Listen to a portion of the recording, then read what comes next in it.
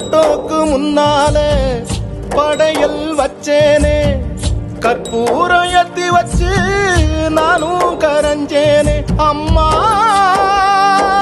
அம்மா அம்மா அம்மா, போட்டோக்கு முன்னாலே படையல் வச்சேனே, கற்பூரம் ஏத்தி வச்சு நானும் கரைஞ்சேனே.